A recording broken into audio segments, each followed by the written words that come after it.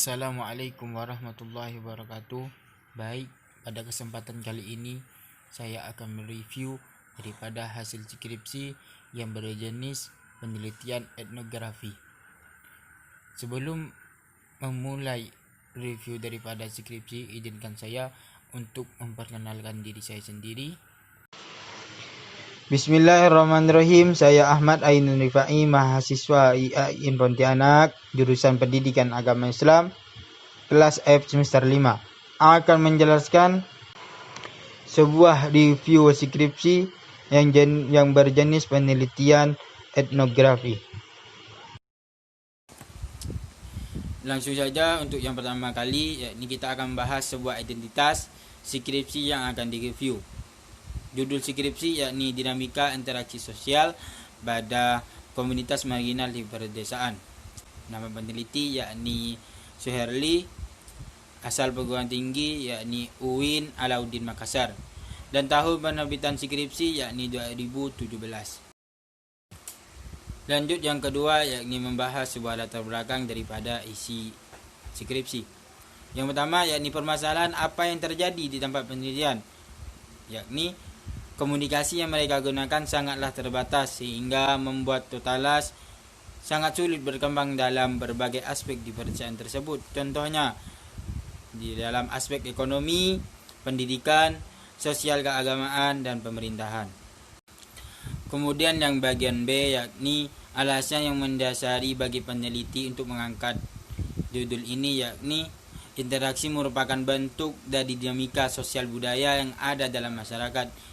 Dengan demikian, sosial budaya terkadang menjadi penyebab sehingga seringkali proses komunikasi dan interaksi sosial tersebut dalam satu masyarakat mengalami hambatan. Untuk yang bagian C yakni screenshot paragraf yang membuat data pra penelitian yang terdapat di latar belakang.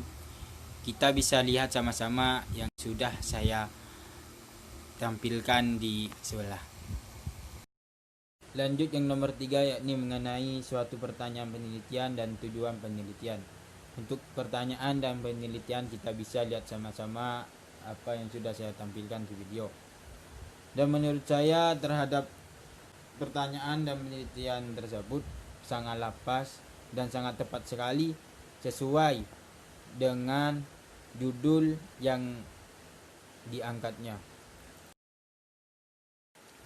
Lanjut yang nomor 4 yakni mengenai manfaat penelitian, yang mana dalam skripsi tersebut ada 3 manfaat penelitian. Yang pertama untuk peneliti, yang kedua untuk mahasiswa, yang ketiga untuk masyarakat.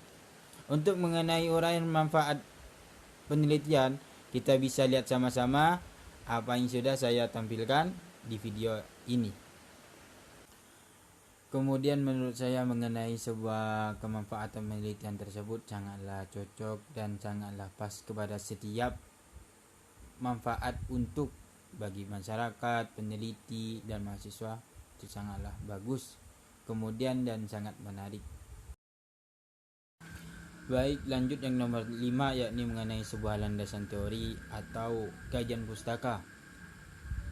Kemudian di dalam skripsi tersebut terdapat 3 teori yang dikaji. Yang pertama yakni mengenai sebuah persepsi diri dalam interaksi sosial.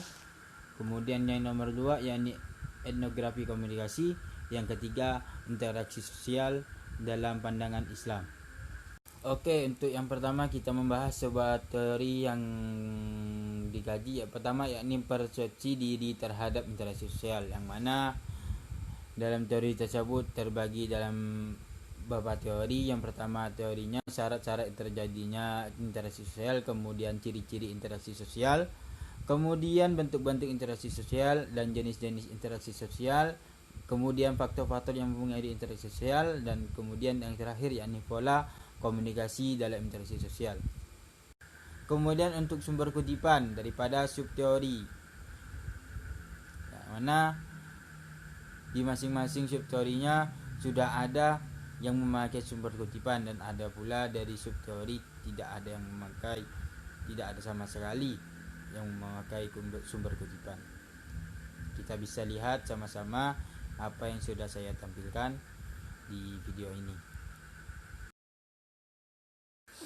Oke, lanjut yang nomor 2 mengenai teori yang dikaji, yakni etnografi komunikasi.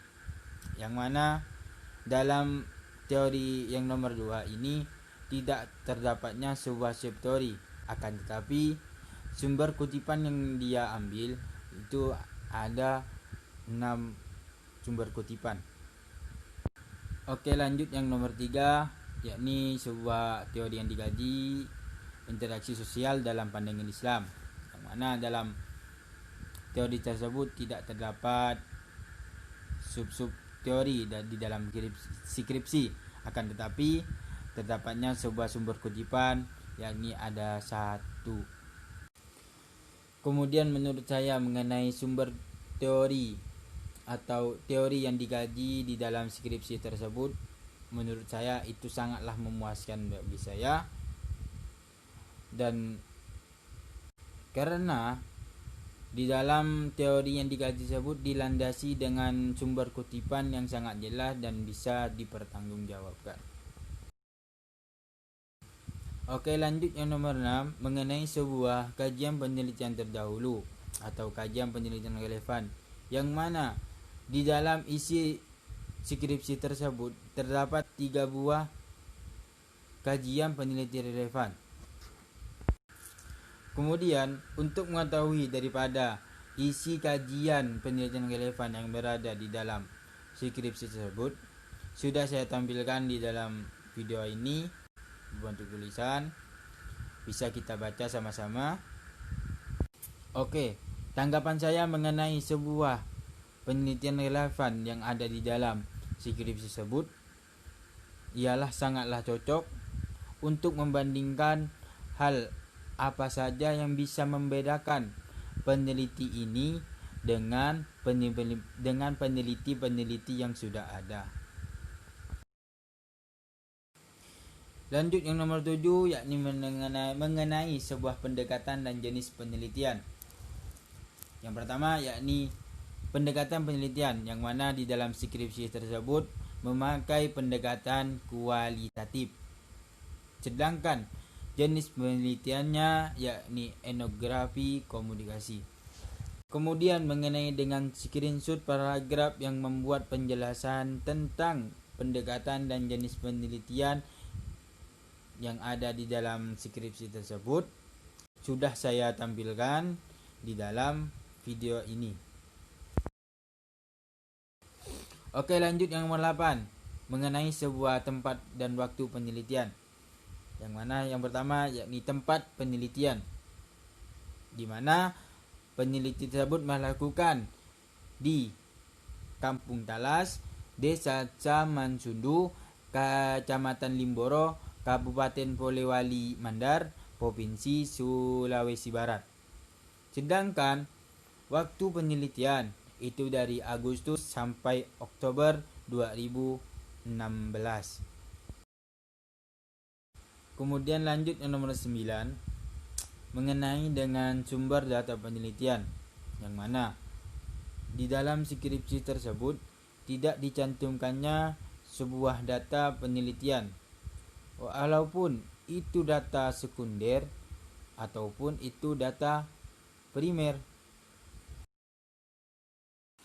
Baik, lanjut yang nomor 10 yakni mengenai sebuah teknik dan instrumen pengumpulan data, yang mana di dalam skripsi tersebut ada 3 buah teknik dalam mengumpulkan sebuah data. Yang pertama yakni melakukan observasi partisipan, yang kedua melakukan wawancara mendalam, yang ketiga dengan dokumentasi. Sedangkan dengan alat pengumpulan data dalam observasi partisipan di dalam skripsi tersebut tidak terdapat sebuah alat pengumpulan. Sedangkan dengan wawancara mendalam, alat pengumpulan datanya yakni mengajukan pertanyaan-pertanyaan. Sedangkan dengan dokumentasi, alat pengumpulan datanya tersebut dengan melakukan foto-foto dan melengkapi data daripada hasil observasi dan wawancara. Berdasarkan teknik dan instrumen dalam pengambilan sebuah data di dalam skripsi tersebut, maka sesuai dengan pertanyaan peneliti yang diajukan, yang mana di dua pertanyaan penelitian di dalam skripsi tersebut menggunakan teknik pengumpulan data, observasi partisipan, wawancara mendalam, serta dokumentasi. Sedangkan dengan alat pengumpulan data di antara kedua pertanyaan peneliti, yakni mengajukan pertanyaan-pertanyaan, kemudian foto-foto, dan melengkapi data hasil observasi dan wawancara.